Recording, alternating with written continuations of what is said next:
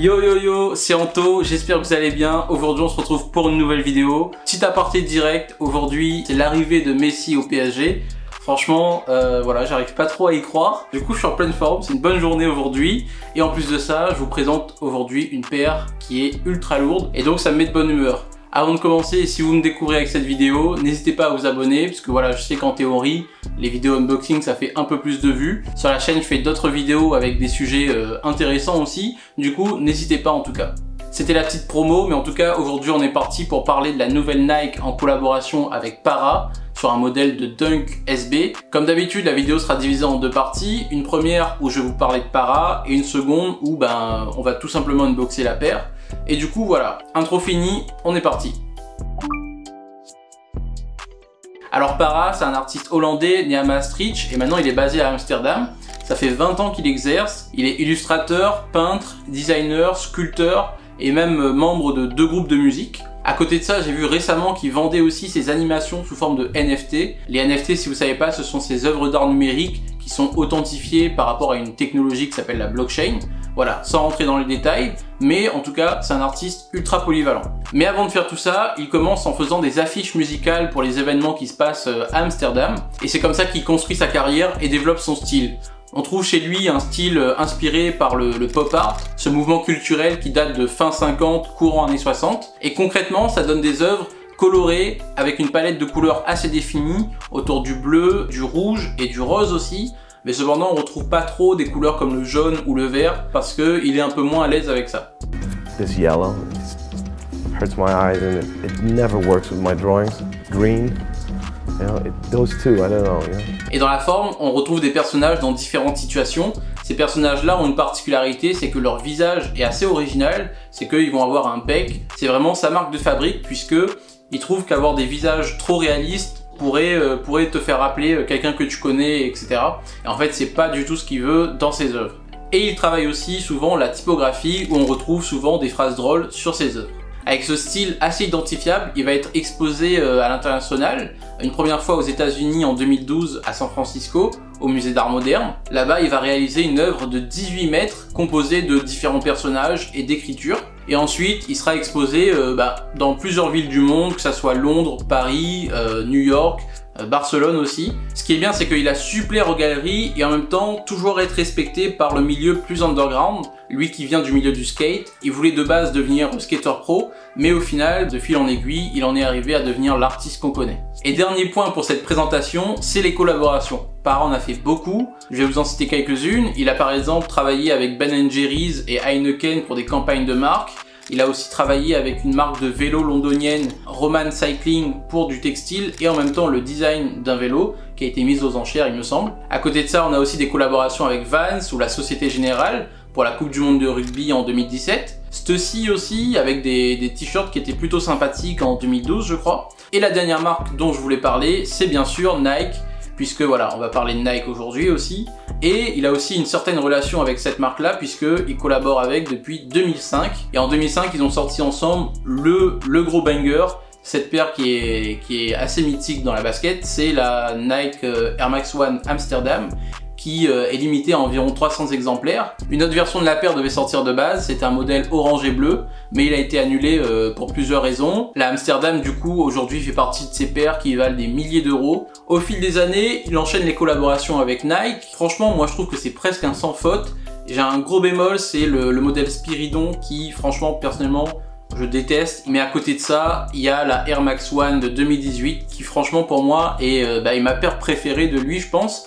Genre vraiment ça fait des années que je la veux et je pense que je l'achèterai un jour parce que franchement la paire est ultra puissante. Aujourd'hui on est en 2021, il y a eu les JO de Tokyo il y a pas longtemps et ils ont accueilli un nouveau sport dans les Olympiades, c'est le skate. Comme je vous disais, Para c'est un énorme passionné de skate et ça tombe bien puisque Nike a décidé de lancer une collection autour de ça pour cette occasion là. Et donc on retrouve plusieurs items pour habiller les athlètes des différents pays. C'est pour la France, les États-Unis, le Brésil et le Japon, avec des designs qui vont rappeler ces différents pays. On le voit bien très clairement, par exemple la Tour Eiffel sur le modèle français. J'ai pas acheté parce que je trouvais pas folle la collaboration. Mais à côté de ça, heureusement qu'ils ont quand même sorti une paire. C'est bien sûr pour ça qu'on est là finalement. C'est la Nike Dunk SB Pro Abstract Art qu'on va unboxer tout de suite. Alors la paire, la voici, elle est à côté de moi. Vous voyez la boîte. Alors on va passer rapidement sur la boîte puisque c'est la boîte classique des Dunk que je trouve pas forcément très cool personnellement. Je suis pas fan de toutes ces couleurs. Voilà. Et ce qui nous intéresse est à l'intérieur. Voici cette petite Dunk que voilà que je vous présente. Franchement, la paire, je la trouve nickel. Il n'y a rien à dire. Je l'aimais bien, mais quand c'est arrivé, j'étais là en mode ah ouais. J'étais vraiment surpris par la puissance du truc quoi. Et franchement, je pense que c'est aussi par rapport au modèle, puisque là on est sur une Dunk SB pour skateboard. Et franchement, on retrouve vraiment bien le truc de la paire de skate qui est vraiment massif, bien épaisse, renforcée à plusieurs endroits. Les Dunk normales, je les trouvais un peu fines et j'étais pas trop fan. Et là, franchement, le modèle en lui-même, la Dunk SB, j'aime vraiment beaucoup et ça fait le taf. Au niveau du sizing, je vous conseille peut-être de prendre une demi-taille au-dessus. Comme on est sur un modèle qui est assez épais, je trouve que ça serre un peu le pied.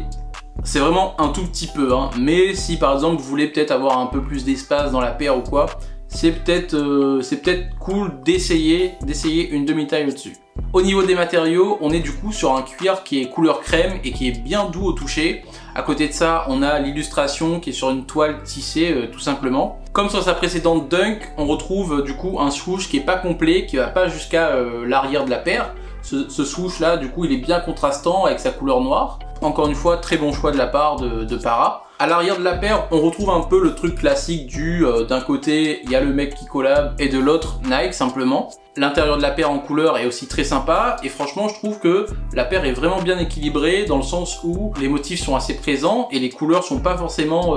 c'est pas des couleurs qu'on va voir tous les jours et franchement, ça rend super bien. Il a déjà prouvé dans le passé qu'on pouvait lui faire confiance et je trouve qu'avec cette paire-là, encore une fois, le pari est réussi. Parlons de ce motif, puisque pour le créer, du coup, il s'est inspiré de la nature tout simplement, de paysages, et aussi du coup d'anciens modèles conçus pour les collections de skate. C'est pas aussi explicite que sur les maillots, hein, puisque sur les maillots il avait beaucoup plus de place, on discernait vraiment bien les paysages, mais ici voilà, ça se joue plutôt sur les courbes, sur les couleurs. Je pense que je la mets déjà d'office dans le top 10 de cette année, voilà, sans classement réfléchi, hein, mais je sais qu'elle y sera.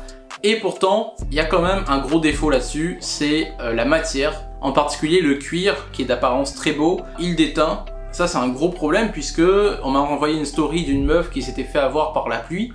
Même si elle avait imperméabilisé sa paire, genre le cuir il a déteint par rapport à la partie rose qu'il y a en dessous de l'illustration.